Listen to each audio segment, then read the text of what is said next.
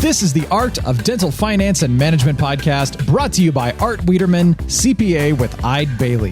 Whether it's taxes and investing or planning wisely, Art is the expert to make your dental practice profitable. At Eide Bailey, what inspires you inspires us. We provide a suite of accounting and advisory services dedicated to the total care of your practice. Visit our website to access our tools and resources tailored for dentists, eidebailey.com/dentist. That's EIDEBAILLY.com/dentist. This podcast is distributed with the understanding that Art Wiederman, CPA, and Eide Bailey, LLP are not rendering legal, accounting, or other professional advice. Listeners should consult with their business advisors before acting on any of the information or opinions shared. If you have questions and or feedback, make sure to email Art over at awiederman@eidebailey.com. That's AWIEDERMAN at EIDEBAILLY.com. You can also give Art a call at 657-279-3243. Without further delay, here's your host, Dental CPA Art Wiederman. And hello, everyone, and welcome to another edition of the Art of Dental Finance and Management with Art Wiederman, CPA. I am your host, Art Wiederman, and it's a pleasure to have you on our podcast today. And as I tell you every week, we are pretty much date stamping all of these to try and keep you up to date on what's going on with all of the government financing programs. And I'm going to give you a short update on that today. But I have a very special guest that I'm talking to, a very good friend of mine. And as I've told you, in 36 years in dentistry, I have lots of friends and people that serve the dental profession well. And I only bring the best of the best on. And today, my friend Clint Johnson from Profitable PPOs is my guest. And he was actually the second or third podcast I did back in, seems like forever ago, over 100 podcasts ago in 2019. And Clint spends every day of his life helping dentists all over the country to maximize their utilization and their involvement in PPO, in being in network and plans, how to get in plans, how to get out of plans. How do you play the game of the insurance companies? That's what we do, and he is an absolute master. So we're going to spend a good chunk of the hour talking about that. But I do want to share with you some information before we get started, and then an update on all these government programs. So first of all, please go to our partner Decisions in Dentistry magazine, which is www.decisionsindentistry.com. Decisions in Dentistry is one of the best clinical magazines in the country for dentists. They have been on the cutting edge of all the COVID-19 issues, vaccinations, treatments, etc., as it involves the dental profession. You can find our podcasts on there. Go look at their clinical content, their great continuing education courses. They have 140 courses that you can purchase for a very reasonable price. And again, that's www.decisionsindentistry.com. Also, folks, with all this stuff going on, if you are not working with a dental-specific CPA, and I've gotten a lot of calls, and here's the call. The call is, well, you know what? I'm trying to get this PPP loan, and I've heard about this employee retention tax credit, and my CPA doesn't know anything about it. And then the HHS, and I go, yeah, because unfortunately we at our Academy of Dental CPAs and we at Eide Bailey, and by the way, I am a dental director at the CPA firm of Eide Bailey, that's EIDEBAILLY. We've been living this nightmare now for 10 months. So if you're not working with a dental-specific CPA, I'm in Southern California, please go on to our website of our academy, which is www.adcpa.org, and look for a member in your area, or you can go ahead and email me at awiederman@eidebailey.com. And my cell number is 657-279-3243. That's not my cell, that's my office number. I'm sorry. So let me give you the update, folks, on what's going on with the alphabet soup, we'll call it. Okay? So let's start with PPP. Round 2 of PPP is out. All the banks are pretty much up and running. Many of my clients have already received their round 2 loans. You're going to use the greater of your 2019 or 2020 payroll, and you're going to go ahead and apply. You can apply for a round 2 loan. If you applied for a round 1 loan, if you've used all the money, which most all of you have, and if you used it for the intended purposes, in other words, you didn't use it to buy a Rolex or pay child support, and I come up with those because that was in the newspaper. There are people that have done that, and those people are going to go to prison, unfortunately. So we don't want you to do that. So if you've used it for the intended purposes, go ahead and apply. It's going to be pretty much the same amount of money as you got the first round, and the rules are pretty much the same. Now, I will also tell you that you can also file for forgiveness. The $150,000 or less simplified forgiveness form is out. However, if you had a greater than 50% reduction in your revenues, probably in the second quarter of 2020 as compared to 2019, or if your dental office was shut down either in whole or in part by a government order or mandate, do not file for forgiveness. Do not pass go. Do not collect $200. Don't do it. Wait until the government comes out with regulations, because you can now, very high level, you can now get 100% forgiveness if you met the rules, and potentially a $5,000 per employee tax credit called the Employee Retention Tax Credit. You can get this credit if you meet the rules, second and third quarter of 2020. And we at Eide Bailly and the Eide CPA are working on a very sophisticated spreadsheet to make that happen for our doctors. So don't file for forgiveness. There's no rush. If you file for forgiveness and you put all the information down, you can't use those wages for the ERTC. And finally, the HHS, the end of the alphabet soup, the Department of Health and Human Services Provider Relief Fund money. The portal is open. You can register. They will be delaying the date to report till after February 15th. They're not even ready yet. So it'll probably be March 15th or April 15th. We'll report to you on that. In fact, when that portal opens up, we will probably do a separate podcast on that with one of our partners from Eide Bailly. Okay, enough of that. I'm getting tired of talking about this stuff, folks. I want to talk about football. The Super Bowl is this weekend. We're recording on February the 4th.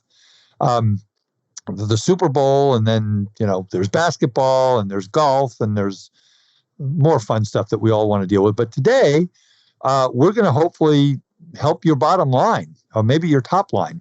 So my friend Clint Johnson is the president and founder of Profitable PPOs. He works out of Phoenix, Arizona. Clint has been in the business. I'll let him tell you a little bit about his background for well over 20 years.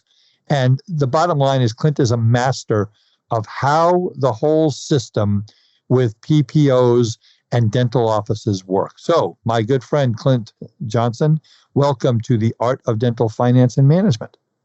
Thanks so much. It's great to be here. And I'm glad that you're looking out for all these doctors, because that gave me a headache just hearing about all the government programs and HHS and PPP. So thank goodness for you and the other members of the Eide CPA looking out for these dogs. Well, you're very kind. And actually what you want to do, everybody, is you actually want to buy stock in companies like that manufacture Bayer and ibuprofen, because we are all absolutely having headaches. One of the other things I didn't even mention is the fact that now these banks who are taking the round 2, they should just be using the round 1 information, but they're requiring so much more information and driving the dentist and the CPA is absolutely crazy. We've actually reported that to our friends at ADA and SBA, because it's just not fair. So, but that's not what we're talking about today. We're going to save these guys some money. We're going to get higher reimbursements. We're going to make sure that they're doing the right thing when working with PPOs. So, Clint, before we get started, let's tell everybody a little bit about your journey and your career path. Sure. Happy to do so. I've had the pleasure of working with dentists on a full-time basis since the late 90s, and it's sort of been a love-hate relationship in terms of where I've seen dentistry go lately with the PPOs. But looking backwards real quickly, I was fortunate enough to grow up around a lot of dentists. My father was a dentist. My grandfather was a dentist. My great-grandfather was a dentist. Wow, I didn't know that. I had seen a lot of dentistry over the years, and I grew up reading the books of L.D. Pankey, as a matter of fact, for fun, it seemed like. But since the 90s, I've been fortunate enough to work with doctors across the country, been in hundreds and hundreds of practices, and now having focused exclusively on PPOs for nearly a decade, we're in a fortunate position of working with hundreds of practices nationwide each month to help them improve their reimbursement with PPOs, to eliminate PPOs when appropriate, and also to avoid some of the common and costly errors that happen when working with PPOs. Well, you're going to tell everybody exactly how to do all that in the next hour or so. Let's start off. What's happening in the marketplace now? We're in a pandemic. I mean, insurance companies are, I've seen them, maybe they're backing off a little bit, trying to be more user-friendly and kinder to dentists. Maybe you agree, maybe you don't. But what's happening, in the marketplace now with insurance companies and PPOs? Sure. Yeah, there's a few things that I would say are happening. One of the very notable things is that because of the pandemic, a lot of insurance companies have got employees, team members working from home, or have reduced their staffs.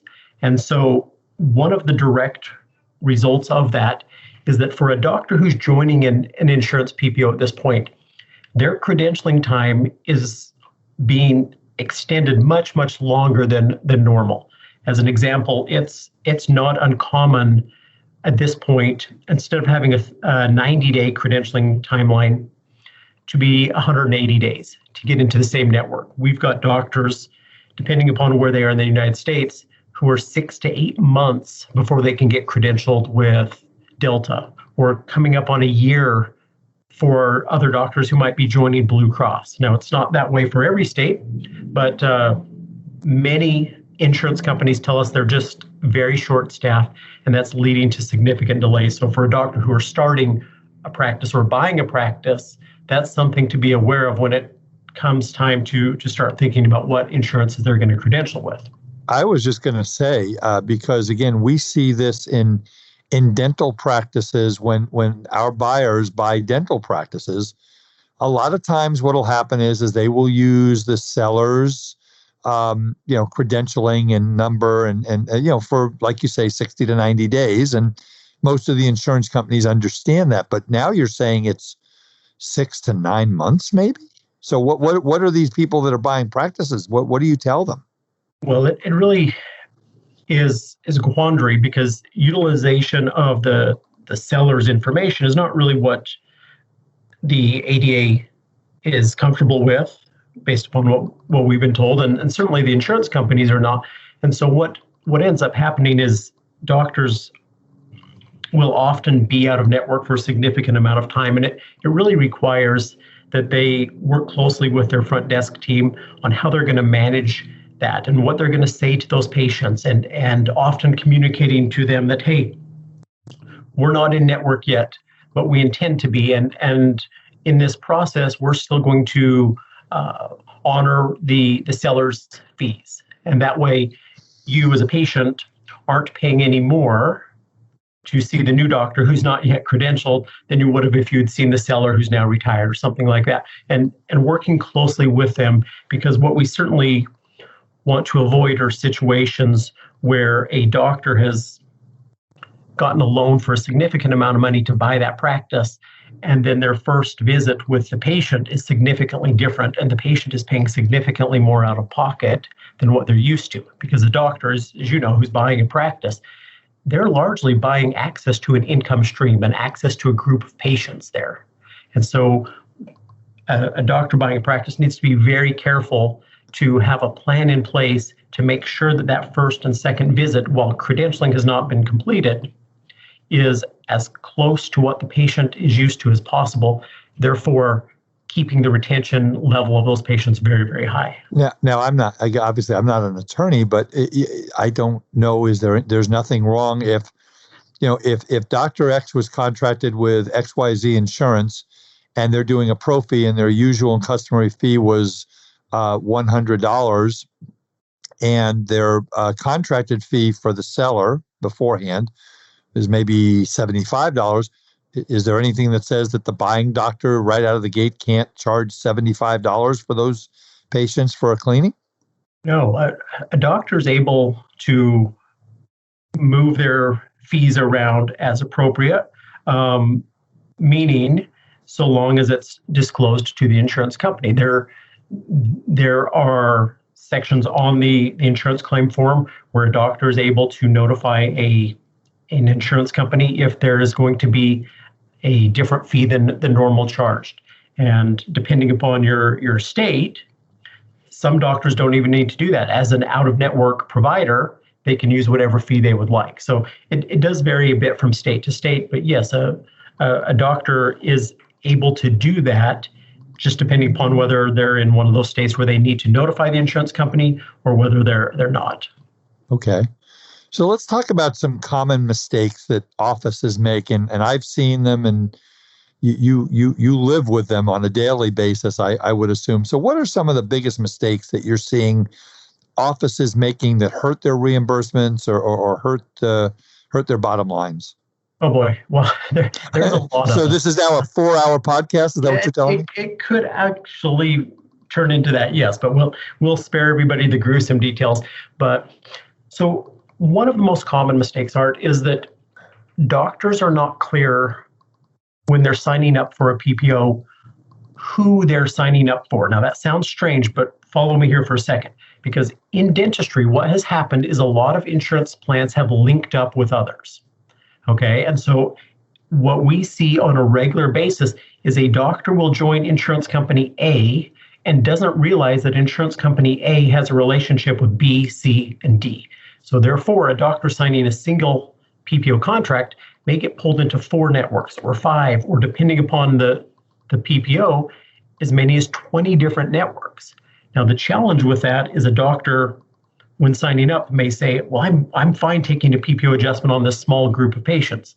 However, that can change dramatically when we say, well, it's going to impact insurance company B, C, D, and E, and here's how much revenue that would impact. So a lot of doctors, if they're not working with a professional, are signing up for insurance companies without finding out who else that insurance company is linked with. And therefore, they're getting stuck into many additional PPOs. So that means that they might have access to more patients, but those other insurance companies might have significantly lower reimbursements than the one that you thought you signed up with, right? Well, they would ultimately be sharing the same PPO fee platform. And okay. So let's take the example of an insurance company that's got a horrible fee schedule, but the doctor says, I'll take that because there's a large employer next to me, and I'll deal with that large fee schedule or that large insurance company because they have this one employer. But if that if that insurance company has a bad fee schedule, that bad fee schedule is like an infection that spreads out to 7 or 8 other insurances. I got it. Yeah. So, and that's something that in your work, that we called, I think you taught me this term, that we call them trains, right? Kind of? Correct. So, and yeah, go ahead. With those trains, they're just like a train is. There's one engine that's driving it, meaning the plan that you've signed the agreement with, but linked up to that train engine, so to speak, are subsequent linked PPO networks. And if I were to use the example of a United Concordia, if a doctor were to join that particular plan, there's 18 or 19 linked networks that are associated with that. And so signing that singular agreement with United Concordia, and this applies to many different plans, you're going to get a whole lot of other PPOs using that fee schedule. So in that example, were you to sign up with Concordia and they have bad fees, you're now allowing 18 or 19 other insurance companies to use those same bad fees. So that would be one of the really common errors that we're seeing doctors make, is not knowing the ramifications of what plans will be linked to any fee schedule that they're signing up with. And I'm assuming that when they either call the company to discuss signing up with them, nobody is explaining this to them, right? Well, unfortunately, you're correct, and very few companies are willing to volunteer that information. Now, the positive thing here is that this has come to the attention of numerous states and of course the American Dental Association, and we're now starting to see some movement with some state laws being passed saying that a doctor, when signing up for an insurance PPO, if that PPO is linked to others, that needs to be disclosed to the doctor. So that's a trend that I would really, that's happened a few times, and I would really like to see it be a trend so that doctors know when they sign up for a plan who else is linked. Otherwise, the doctor needs to really question the insurance company or the recruiting company and say, who else are you linked with? Or they need to work with a professional who knows those things. But and again, just so I understand, if the fee schedule is the same with all these, like you mentioned, United Concordia, these 17 or 18 other companies, why does it matter? What is the bad thing for the doctors? Yeah. So let's say a doctor has $1,000 normal crown fee and they decide to sign up for United Concordia at $650 on a crown. And they're willing to do that because there's one employer who has United Concordia that they want to be a network with. However, what the doctor doesn't realize is 17 or 18 other totally different insurance companies can now use that $650 crown. Whereas if the doctor had done their homework, instead of participating with one of those linked networks at $650 on a crown, they could have gone directly to that insurance company and signed an agreement for maybe $850 or $900. Okay? And so they're shorting themselves. They're essentially allowing one fee schedule to spread out amongst 18, 20 different insurance companies when they could have gotten a lot of those other insurance companies to pay a higher reimbursement through a direct contract instead of a linked contract. Interesting. And then I guess the other thing is if you have private pay patients where you're not in network, a bunch of your patients could now come in and say, oh, gee, I guess you now take my insurance. So instead of getting the $1,000, you're getting the $650, right? Correct. And when we're looking at a PPO for a doctor to join, we and any doctor who's considering it really needs to run the numbers and say, what's the financial impact? So just continuing that United Concordia example, we would run the numbers and encourage any doctor to do so to say, all right, if we take this bad fee schedule, what's the financial ramification? Now, beyond that, what's the financial ramification going to be on each one of these other linked companies that Concordia has a relationship with? And suddenly what may have looked like a $8,000 or $10,000 a year cost to participate, if we were just looking at Concordia patients, now maybe 80 or 90,000 when we look at the rest of the insurance companies that are linked with Concordia. Yep. And the patients that have that insurance. Wow. Okay, so let's talk about these PPO agreements. You mentioned these agreements. I'm sure the print is very clear and very concise and very understandable, kind of like Go Dog Go, Dr. Seuss book, right? Absolutely. They want this to be very easy to understand. And if you believe that, then I'm happy to sell you a bridge here in Arizona. I think you do have one, don't you? Anyway, so you've told me before that fees can vary up to 30% on the same plans. How does that work? Oh yeah, that's a pretty common thing. And there's probably three ways that I would point out. The first would be that some insurance companies have different levels of fee schedules, and they're going to start off by offering a doctor the lowest level. And so if a doctor were to reach out to insurance company A and say, hey, I'm interested, I'm a new doctor, or I'm an established practice and thinking about joining, send me a proposal. Well, frequently the insurance company is going to send you the worst. And they're not going to send you the best and final fee schedule. And the difference between that first fee schedule and the best may be 25 or 30%. So we would encourage any doctor who's exploring joining PPOs on their own to go into it with the mindset that they're not going to take that first offer. and to negotiate with the insurance companies. Now, some will and some will not, but from a approach perspective, approach it as if you're going to request several revisions to that contract from the fee perspective. So that would be one thing.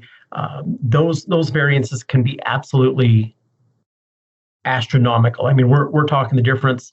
We will often see offers of low 700s on a crown, and after saying, well, no, that's not good enough, they may end up 870 or 880 just for asking for an alternate fee schedule. So that would be one way. The second thing to understand when it comes to fees that are associated with PPOs is that a lot of PPOs have different levels, or what we would call tiers. Okay, and so a lot of doctors are probably familiar with Delta and how they have a premier tier and a PPO tier, and the reimbursement level at those is significantly different. And so it is a smart play for a doctor to ask if that insurance company has a tiered system, and if so, to provide a proposal for both fee levels or multiple fee levels. Somebody like Anthem has 3 levels, let's say, to get a proposal for each one of those 3 levels, and then to do your due diligence, to talk with your front desk or to look at the large employers and find out what they're offering. Meaning, in my backyard, 77% of the policyholders of a certain insurance company have the high fee plan. But if a doctor just reaches out to that insurance company and says, hey, I'd like an offer, the insurance company is going to send them an offer based upon participating at the lowest fee schedule. Meaning the insurance company will send you a fee schedule that would allow you to be a network for 100% of the patients, but 77% of those patients would have been eligible for a much higher fee schedule. So if you're a doctor looking to join, ask them if they have a tiered network, ask them for proposals on fees at both levels, and ask them if they can disclose, and some can, but ask them to disclose what percentage of patients have each of the levels. So if you were a doctor, I would say, Dr. Art, would you rather be a network for 100% of the patients at bad fees or 75% at great fees? Well, you're smart enough with math as a CPA to know that you would probably make a much better profit making dramatically better fees on 75% than bad fees on 100%. Yep. No, so absolutely. So if someone comes to you and says, hey, I'm opening an office and I want to take PPOs, I mean, do you actually get on the phone with the insurance company and do the negotiating, or is that something the doctor has to do? Yeah, that's something that we take care of, because frankly, most of the doctors don't have the expertise, the time, nor the interest to do it. And a lot of doctors are busy assembling a staff and overseeing the construction and picking out of equipment. So yes, if a doctor wants help starting a practice, then that's absolutely something we help with. Everything from helping them establish their initial fee schedule, meaning their standard UCR fee schedules, to going out, negotiating with the insurance companies, handling the credentialing, figuring out which of the networks are appropriate, which have tiered networks that are available, what percentage of patients have the high and the low fee plans. We handle that for them because in all honesty, very few doctors make a habit out of studying dental insurance. Oh my God, no, you have to be a specialist. And then, the other thing I'm thinking about, Clint, is the fact that there might be another dentist down the street. I mean, if we're looking at an 1110, a pro fee, and again, the fee is, let's just say $120, okay? That insurance company might offer Dr. A down the street a $90 fee, but they might offer Dr. B, who's just opening up a block away, $75, right? Unquestionably. Yeah. There's a wide range of fees that are out there within the same geographic area. But I've always said insurance companies have 2 objectives. Number 1, collect as much in premium as they can from their people they're insuring.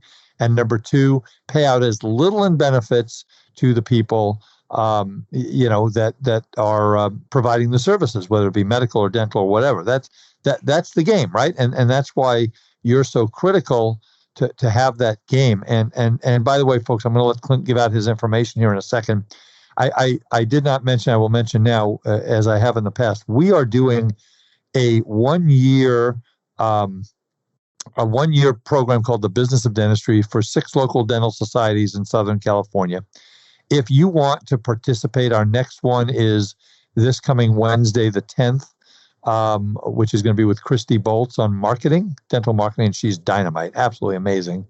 And you can, if you can't see them live, you can get to all of them on our YouTube page.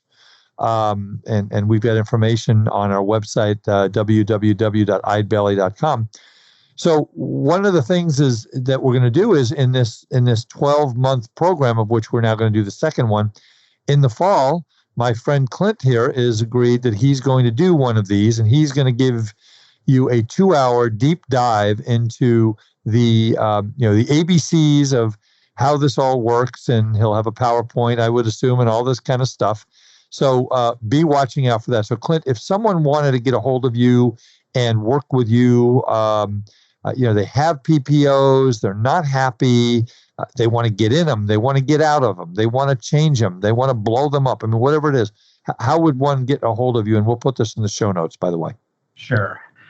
So it's very easy. We're online at profitableppos.com, or give us a ring, 855 PPO GAIN, PPO GAIN, and happy to connect a doctor with one of our team who can help them with improvement, or for doctors buying in practices or starting a practice. We have different team members who are available to help with those specific areas, and we're fortunate in that we get to work with a lot of different type of practices and see a lot of different things, and that's pretty fun. It's an interesting thing to experience each day, seeing so many doctors doing so many different projects.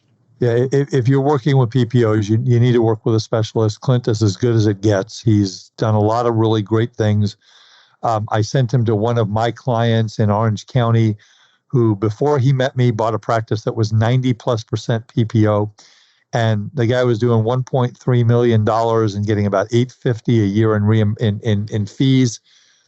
After Clint was done with him, my client told me that his top line grew a little over $100,000. So it was a fantastic investment.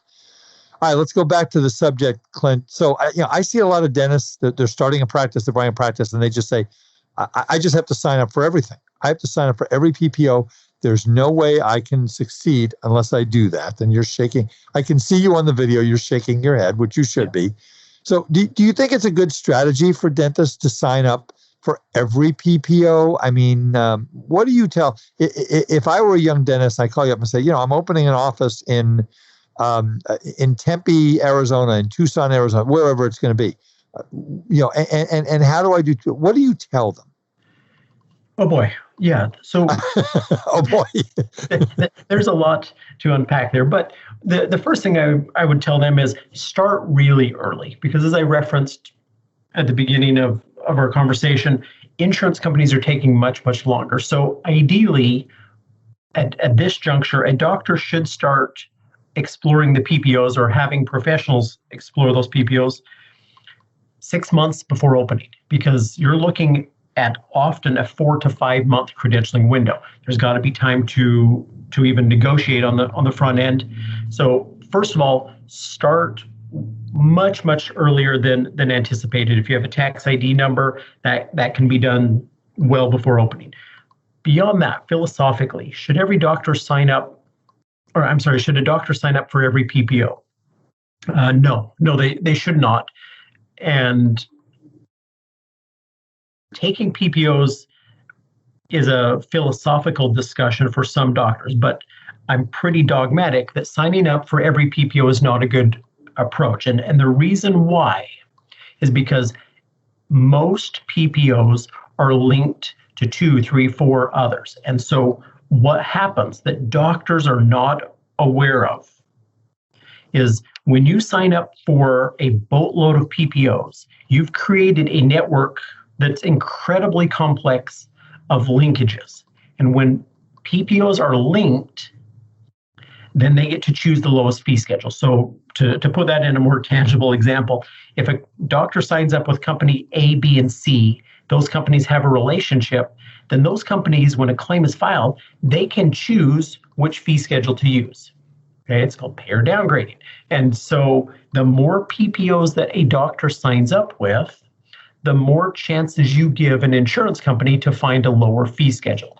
The better strategy from a revenue perspective is to have fewer PPO agreements and to stack or to train PPOs, meaning get 3 or 4 or 5 decent to good PPO fee schedules and then link up insurance companies on those. Your front desk person will thank you because you're creating less complexity for them at the front desk, but you're also building 3 or 4 or 5 or 10 insurance companies around a single good fee schedule. So ultimately, for startups and for established practices, we very, very rarely want to see them have more than 5 total PPO agreements. Now, with those 5 contracts, they may be a network for anywhere from 20 to 50 PPOs, maybe even as many as 200, depending upon the initial plans we sign up with. But the game here to maximize revenue and to minimize chaos and complexity is to have a few plans and stack networks on top of them. And that, from a revenue perspective, it cannot be argued that that is the most profitable way to participate with PPOs. Okay, that's great information. So now I have a dentist who's been in practice, and they wake up one day and they just say, I can't do this. I can't operate anymore. I'm just getting killed here. And they call you up. So they've been in network with, United Concordia, Aetna, whatever it is, for 10 years, and they've just been getting hosed for 10 years. Hosed is a technical term I think we use in your business, probably, right? Indeed, among others. Okay. Well, on the radio or this TV is or a podcast. This is a G-rated podcast, so we don't use bad language on this podcast. So they come to you. Can you just pick up the phone one day and say, oh, by the way, insurance company, there's a new sheriff in town, and we want a 20%. I mean, how do you help a doctor who's been going down the road for years with bad PPO fees get increases? How do you do that? Can you do it at any time? Do you have to do it during an open enrollment? How does that work? Sure. For a doctor who's been in PPOs for an extended period of time, let's say over a year, there's often going to be opportunities. Now, can we just pick up the phone and call an insurance company and say we want 20%? No, not really, because it ultimately comes down to leverage.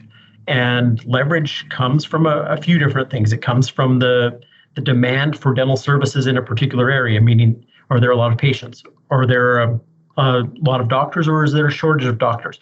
And what are the internal benchmarks of the insurance company as far as what they're willing to offer? So it's not as simple as picking up a phone. If it were, that would be fairly easy. Instead, your ways to improve PPOs are probably going to fall into 4 or 5 main categories. The first would be renegotiation, and that is possible with a good number of PPOs. However, as a technique to improve PPOs, that's less effective than it used to be. And the reason why is, again, those linked networks. Quick example there. If you call up insurance company A and you say, I'm unhappy with the fees, if that insurance company can see that you're signed up with their linked network who has lower fees or similarly bad fees, they're just going to say no. They're just going to say, we don't really care if you're happy, go ahead and drop. Because if you drop that network, they're still going to keep you a network of bad fees through their linked partner. Okay, so that's the challenge that a lot of doctors face. So renegotiation is one technique then to improve fees. A second one that is often very, very profitable for doctors is to move to a higher tier. And we briefly mentioned tiers, but essentially what happens is we find a lot of doctors who didn't know there were multiple levels with an insurance company, or they signed up for the low level. So doing a deep dive and looking at patients within the practice and determining what percentage have the high fee and the low fee plans, ultimately, after significant data analysis, we're able to say, Dr. Jones, would you feel okay about going out a network for 22% of these patients if the other 78% go up to a higher fee schedule and you were to make $28,000 more per year. And most doctors are fine with that. So that would be a second technique. A third technique to improve PPOs is when there is a linked network. Two networks or two insurances are sharing a similar fee schedule. Then a technique that can be used there is to separate them and make that second company use their own fee schedule. Meaning we could go to that insurance company and say, we want to participate in your network. However, we're no longer willing to do it under the fee schedule of your partner network. Got it. It's an offer to join. And then the opposite technique can be applied as well when we have two fee schedules and one of them's good, one of them's bad, and yet they have a linked network. By eliminating the bad fee schedule, we can force that company with a pretty high degree of success to move to the higher linked network. So again, ultimately what we're trying to do is configure it so that we have 5, maybe 6 total PPO agreements with good fees, but that still gives doctors a really widespread participation network base. Now, Clint, you had mentioned leverage, and I teach my kids, I teach my clients, in any business negotiation, the actions you're going to take in negotiating with the other side is going to be based on how much leverage you have. So if you're a dentist in, let's say, Santa Monica, California, or downtown Phoenix, Arizona, maybe, where there's maybe a dental office on every other corner, your leverage may not be as much. But if you're a dentist in a small town of 5,000 people where there's maybe 1 or 2, or maybe you're the only dentist, does that give you more leverage? How does that work? Yeah, unquestionably. Supply and demand is absolutely a key factor in that. Now, if that doctor in Santa Monica or Scottsdale or downtown Phoenix or Seattle, wherever it may be, pick any large city, if that doctor is not in an area where there's a shortage of dentists, then you've got to look for alternative leverage. And alternative leverage comes from those linked networks. So understand that the insurance companies created linked networks to push fees down, to pull doctors into networks that they never intended to sign up with. The flip side to that is that in doing so, they've also created the opportunity for doctors to say to an insurance company, I understand you have a linked network with insurance company B. If their fee's $180 more on a crown than yours, why can't you match that fee? Because I know that you have a linked network. Okay, well, it's knowing how to play the game. So what do you do if a PPO comes to you and says, we're dropping fees? Remember what happened in Washington State with Delta back 10 years ago? And they just went to all the dentists in Washington, and this was on the news. This is not private. And so what do you do in a situation like that? Sure. It's a pretty common thing happening here in 2020, not just with Delta, but there's other plans that are doing it as well. So the first thing we would tell a doctor is just let's step back, let's take a breath, and let's analyze it first, because we're big fans of data-driven decision making. Let's not overreact to this. Let's understand it. So the first thing to do would be to understand how much the fees are going down. And once you have that, then what you really want to do is you want to see how many patients this is going to impact. Okay, so what doctors will make a mistake and do is they're going to say, oh my gosh, insurance company A is lowering their fees. How many patients do we have with that plan? And they look in their software and they see that they have 180 patients.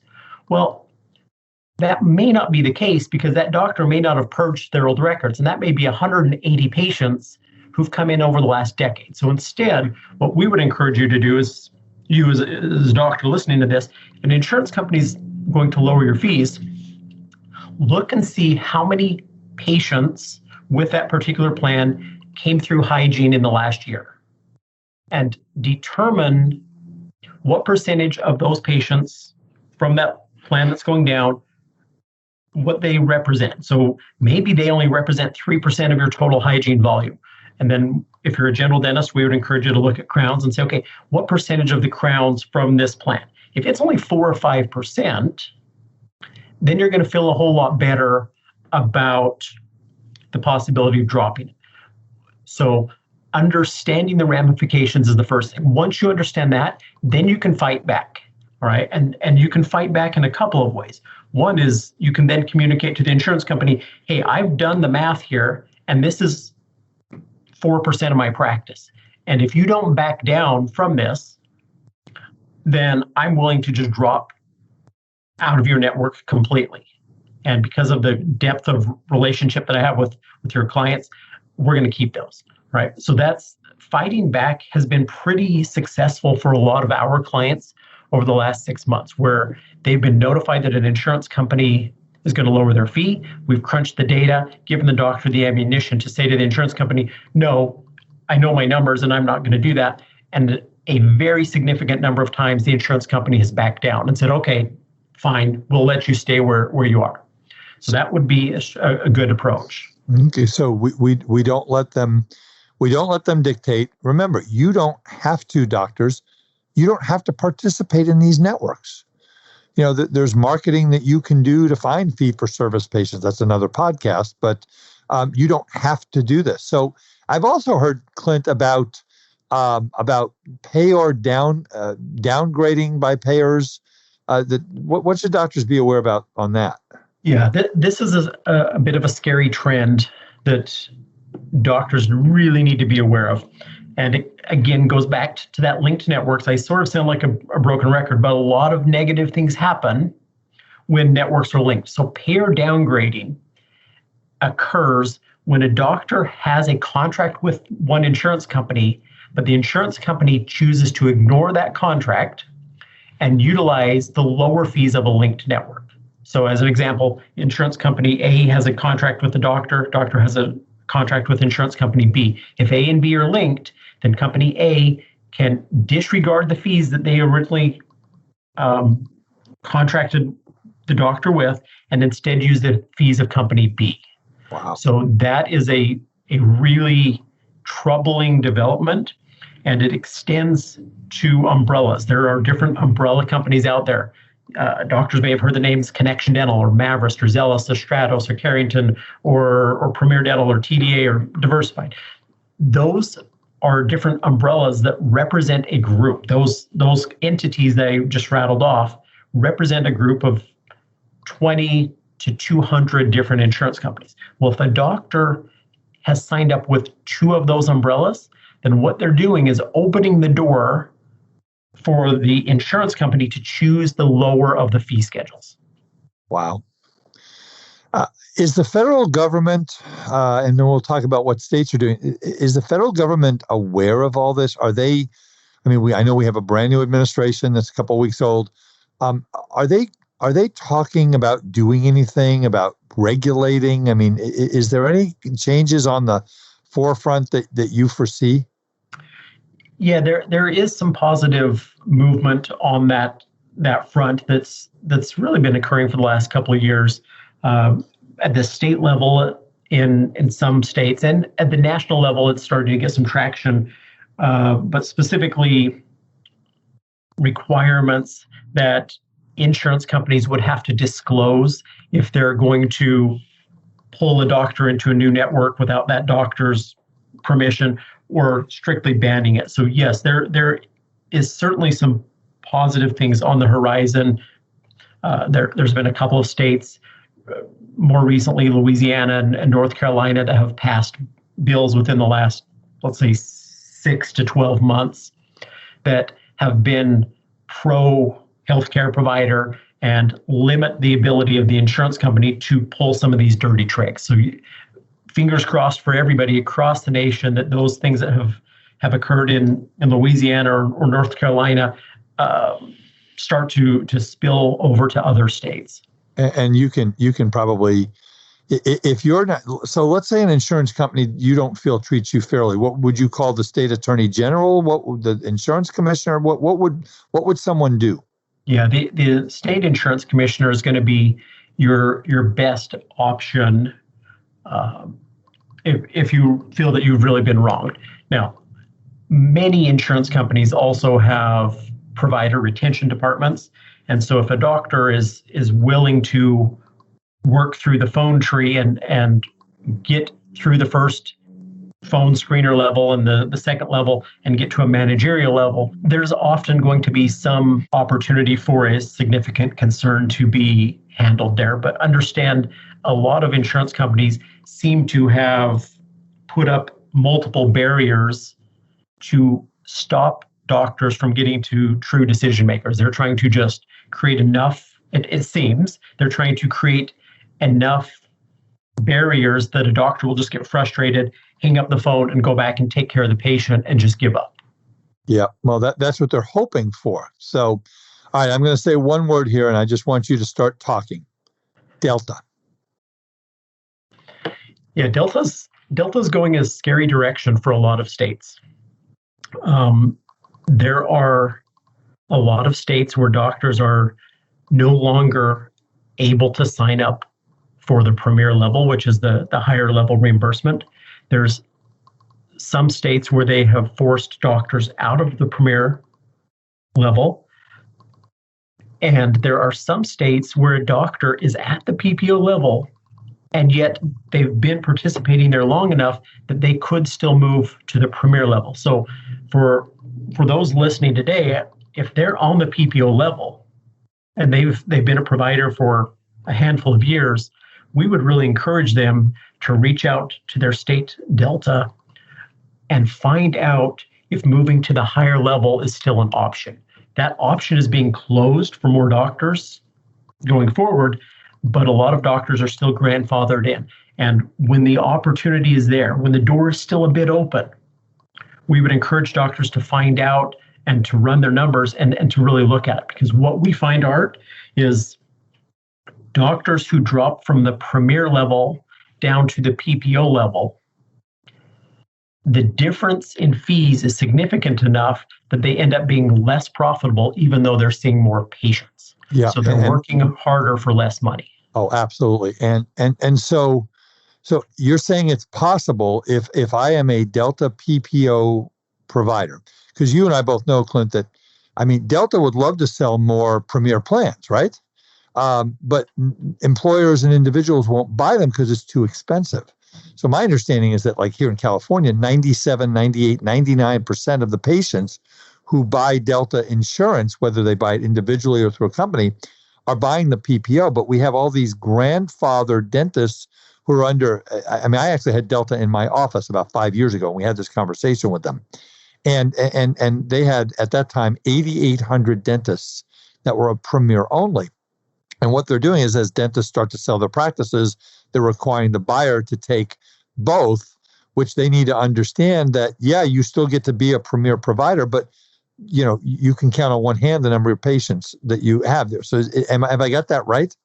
Well, specific to California, that's largely accurate, but it's not that way in every state. So as an example, Delta patients will typically fall into one of three categories. There's the patients who have premier-only benefits. And as you indicated, that's a pretty small percentage of patients. Okay? There's patients who have PPO level only benefits, and that's a decent number. But in many states, sandwiched between those is what's called PPO plus premier. Okay? And PPO plus premier are patients whose benefits will pay at the premier level if they visit a premier doctor, or they will pay at the lower PPO level if the doctor is at that level. So this is where we would encourage doctors to find out if that opportunity exists to move up to the premier level. And if it does, to then do the due diligence and to look at your patient base of Delta active patients and say, what percentage of them are PPO only? What percentage of them are premier only, and what percentage are PPO plus premier? And of those two higher tiers, those are able, and again, depends upon your state, but in many states, those two higher levels will pay much, much better reimbursement. And so a doctor, if given the opportunity, we would really encourage them to look and consider moving to that higher level if the opportunity exists. They can still stay network for the vast majority of patients that way, because a very small number, percentage-wise, seem to have PPO-only benefits. And, of course, Delta is not going to call the doctors and give them these options, right? No, you're going to, there's a lot, whenever you're doing an audit, as we would call it, there's a lot of manual work. The insurance companies are not going to easily disclose that, even though I don't know that they could, but even if they could, count me a skeptic that they would. So now I also know, and we're getting to the time that we got to wrap this up, but I would love to talk to you more. But yeah, I hear stories about if a dentist goes out of network and the insurance company finds this out, do they sometimes write letters to all the patients that are in network and say, oh, by the way, Dr. Smith has informed us that they're going out of network. And you know, we've got a lot of other great doctors right down the block from you who are in network, and it could save you lots of money. Does that happen a lot? No. No. It can happen. Okay. Does it happen a lot? No, absolutely not. We have lots and lots of doctors who will drop a PPO network, and it is very uncommon that an insurance company will send letters to the patients. Does it happen? Occasionally it does. And without going into a lot of depth, we would suggest that a doctor, if they're going to consider going out of network, that shouldn't be a knee-jerk reaction. They should instead plan for maybe a full recall cycle of 6 months. They should be planning for that, and they can start proactively talking to patients saying, hey, we're having some challenges here, but if we ever do need to leave your network, I want to assure you that you could still come here because you have PPO insurance, and we would still maximize those benefits, and you'd still be able to see Dr. Jones, and you'd still be able to see your favorite hygienist, and you can start to plant those seeds ahead of time. And then certainly if a doctor is dropping a PPO network, we would discourage them from sending a letter to the patients, because those letters routinely are misinterpreted by patients, because patients have very limited understandings of the nuance of dental insurance, and they simply read that the doctor is not participating any longer. We would discourage that and would instead encourage communication directly with the patient. Dentistry is at its core, in my belief system, dentistry is still a relationship business. It's knee to knee, eye to eye, taking care of the patient. And so our doctors, when they drop a PPO, they have a very high retention rate because they've put a plan into place. They've proactively talked to the patients. They make sure that the patient's first visit after dropping that insurance doesn't cost them any more. Meaning they will say to the patient, hey, we've changed our insurance status, but I want to assure you that your visit today isn't going to cost you any more than it did in the past. Okay, and you can do that by you can disclose that on the insurance claim, but fundamentally you want that first visit after dropping the insurance company plan to not cost the patient any more. And then later it might. Absolutely. Well, it will. Well, it depends upon the procedure, because a lot of patients have full coverage for exams, cleanings, and x-rays, regardless of whether the doctor's in network or not, because insurance companies have for generations recognized the value of preventive care and paying for it. So for a patient who's just on routine maintenance, getting their teeth cleaned every 6 months, it often doesn't matter whether the doctor's in network, because the insurance company is going to pay for it 100% whether you're in or out.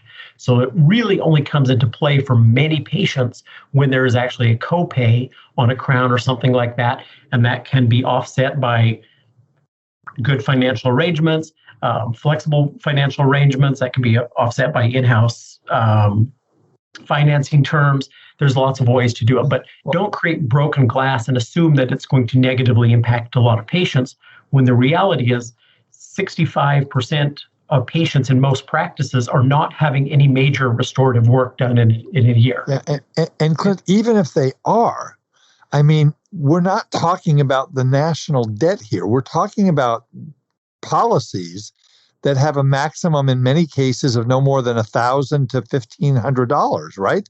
So if the difference between what they're going to pay going out of network and what they're going to pay being in network, it is probably not that much, right? Yeah, it depends upon how bad the plan was in terms of its fees, but in many cases, if we're to look at a composite filling, it's going to pay, let's say a composite filling is $200. Well, the insurance is going to pay for 80% of it. So the patient's only paying 20% of $200, if the doctor's out of network, and maybe they're paying 20% of $140 if they're in network. So yeah, the difference may be less than $40 or $50 total on a procedure that isn't done on a routine basis. So doctors need to really fundamentally look at it and say, okay, wait a minute, if I were to do this, most of the patients are still going to have their coverage or their procedures covered 100%, because hygiene still drives the vast majority of procedure counts in a dental practice. Well, and I think it's important, doctors listening to this podcast, we have thousands of people listening to our podcast, is that if you're going to make a serious consideration about reducing your dependency on being in network with insurance companies, you really need to hire a dental consultant or a dental coach. And I don't know if you do any of this, Clint, but someone who can go in with the team and say, all right, team, listen, the doctor has made an educated decision that he or she is going to go out of network with plans A, B, C, and D. And maybe we're going to reduce our dependence. We're not going to drop every plan today, because that could be professional suicide, depending on the practice. But we have a plan. We're working with Clint Johnson of Profitable PPOs. But what we also want to do here is to give the dental team the verbal skills to overcome the objections when the patients start talking. And that's really the core of this, isn't it? Yeah, it's very, very important that the front desk be part of the process, part of the planning, part of the preparation process. And to clarify your question, we're not coaches. We focus very specifically on PPO reimbursement. We have a ton of coaches who refer to us, and we are big fans. LeBron James has got a team of probably 10 coaches, and he's at the top of his game. None of us are so good that we can't benefit from coaching. And so, yes, I would tell any doctor that they should regularly be considering having a coach in their practice. And that's not a shill for us at all, because we don't do it. But have somebody there with an outside perspective who can teach you that, because it is it's sad, and it's not criminal, but it's really frustrating that a doctor will invest all this time in continuing education for herself or himself, and yet not provide any avenues for the team to get trained, when it's the team that is driving so much of the revenue in the practice through the implementation and the execution of the systems. So, Clint, we're about at the end of our time. You are unbelievable as far as what you know on this subject. Give me, pull out your crystal ball. Let me see it. Pull out your crystal ball. Tell me, I see it. You're holding it up here. And what do you see dental insurance evolving into in the next 1, 2, 5 years? And that might be a whole nother hour of you talking, but give me the short version. Where do you see this going? What changes do you see coming? Yeah, it's very rapidly going. I don't need a crystal ball to know that practices will have dramatically more PPO participation 3 years from now than they do today. And the reason why is because of the continued proliferation of these linked networks. So if I were to forecast that, then I would guess that well over 80% of doctors will be in at least 5 PPO networks within the next couple of years. At least 70% are there now. So I would see that, and with that, the ability to negotiate PPO fees goes down.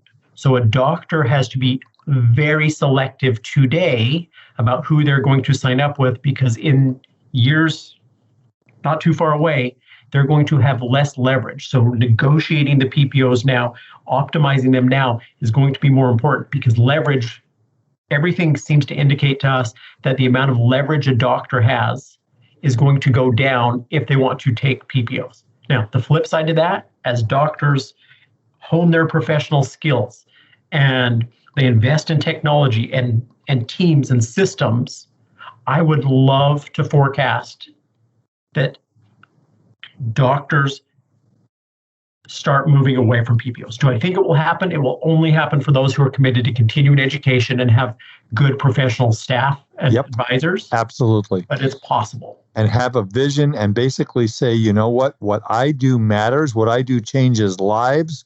What I do is worth more than 60% of what an insurance company says it's worth. And that's a scary thing, but that's why working with someone like a Clint Johnson and working with somebody like a dental coach who can help you explain this to the patients, it is so invaluable. Clint, thank you so much. One more time, how can folks reach you? Email and also your phone number. Sure. By phone, we're available at 855 PPO GAIN. That's just GAIN.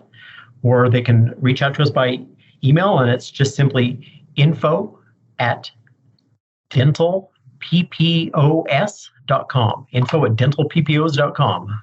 Okay. Well, listen, thank you so much. Stay on the line till we finish up here. And folks, I want to thank you so much for the honor and the privilege of your time and listening to our podcast.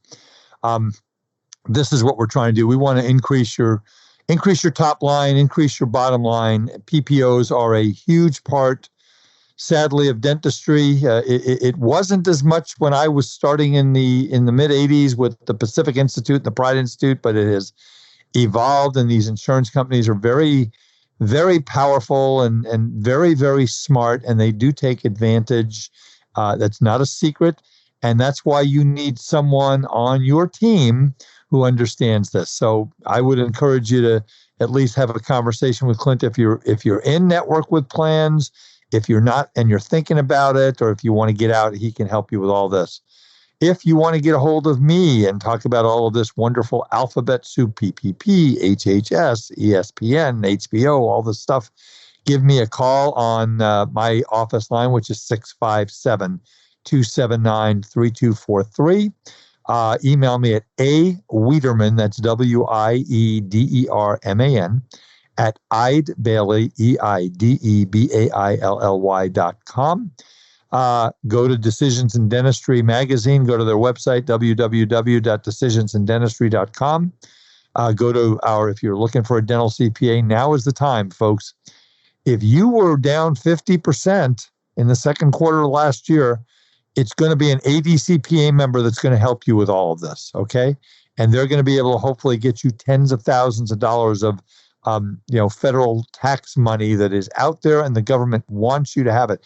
President Biden has made it a number one priority, folks, for the Treasury Department to come out with the regulations and the interpretations of the interplay between the PPP loan and the employee retention tax credit. That's coming sooner rather than later, and then we will be all over that on this podcast. So anyway, listen, thank you so much, Clint, for your great expertise and your knowledge, and it's a pleasure to call you my friend and to call you someone that is a colleague that I send my clients to.